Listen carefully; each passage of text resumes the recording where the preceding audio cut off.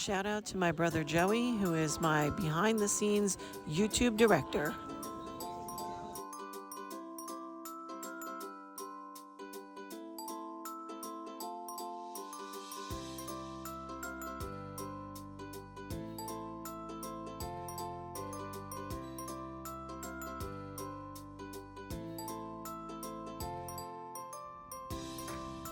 The temperature was about in the mid-50s, and it was a little overcast and partly sunny this day.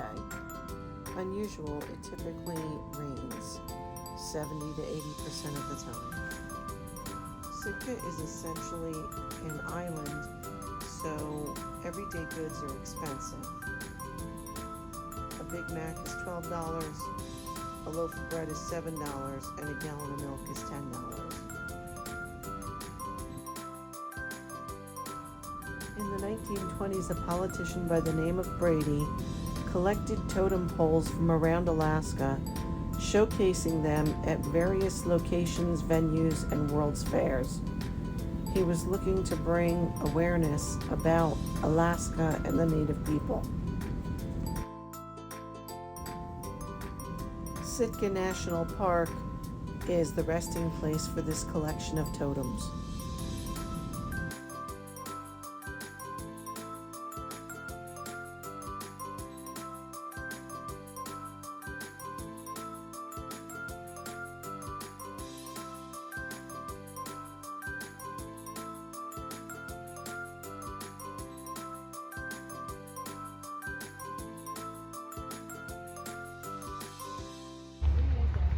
Sitka National Park. We're on the Totem Trail. This is a very small national park. It has two trails. It has a visitor center. It's about a half a mile from the shuttle stop where the tour buses let off. Hey, Jim. See you down the coast.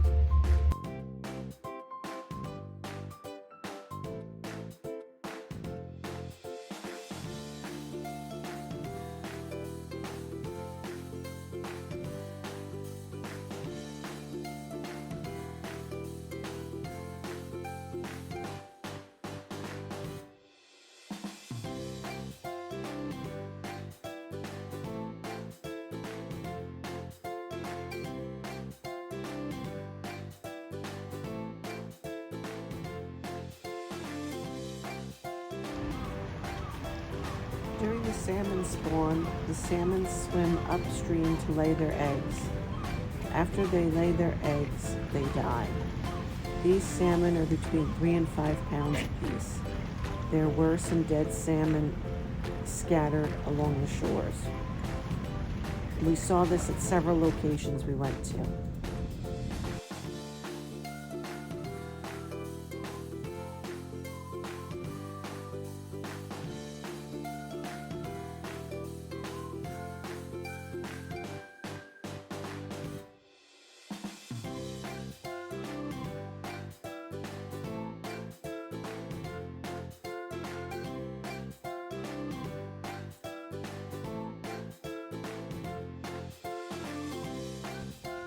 We boarded this small boat for a wildlife tour.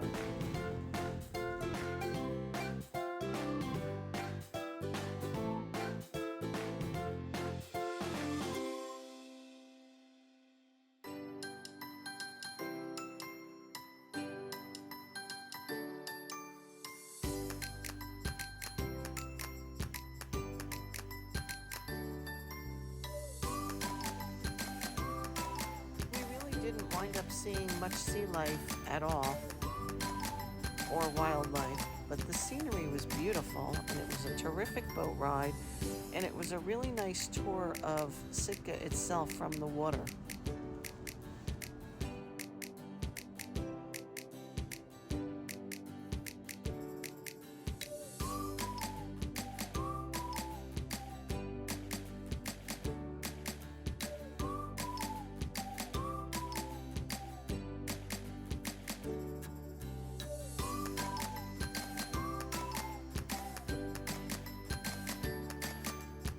Sitka faces the Pacific Ocean, their weather remains pretty temperate and steady throughout the winter. between 26 and 35 degrees.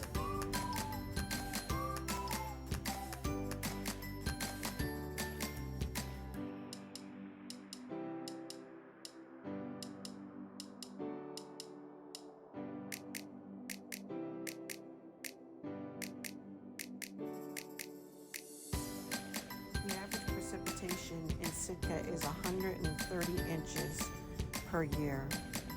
The rounded look of all these mountains is from glacier activity sliding off the mountain and smoothing the surface.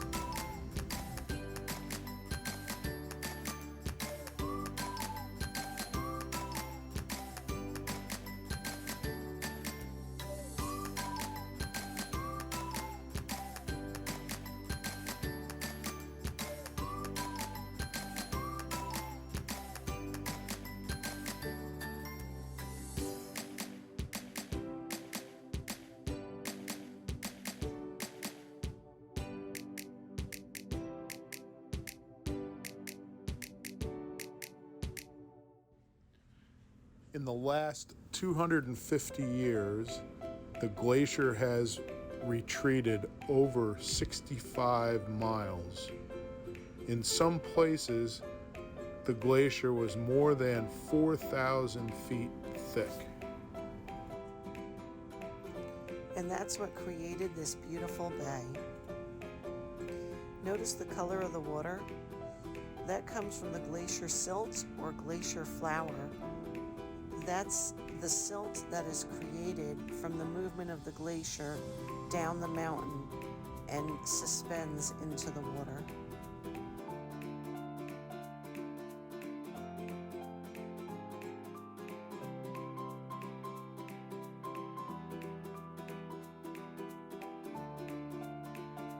Park rangers were on board the cruise ship all day, narrating all about what we were seeing in the bay. We spent the entire day floating around looking at the glaciers, two major glaciers, Marjorie and Johns Hopkins.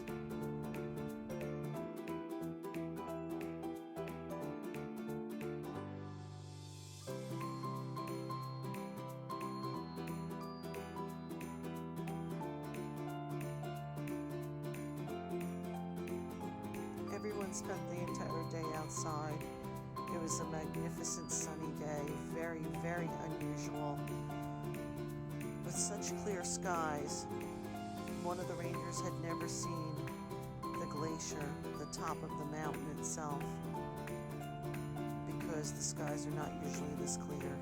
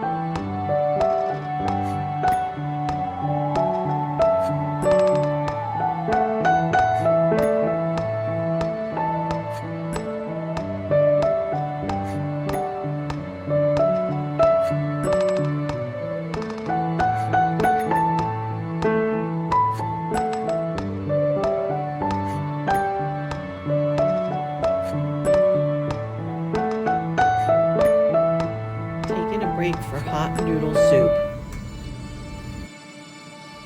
And then we arrived at Johns Hopkins Glacier.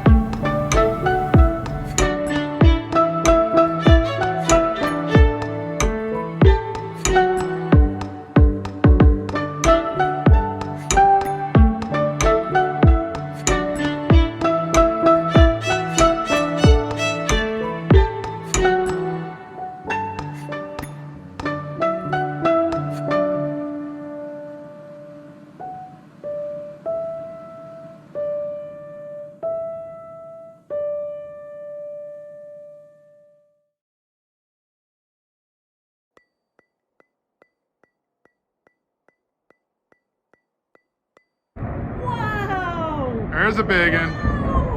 There we go. That's what we've been waiting for all day. Wow! Look at the water.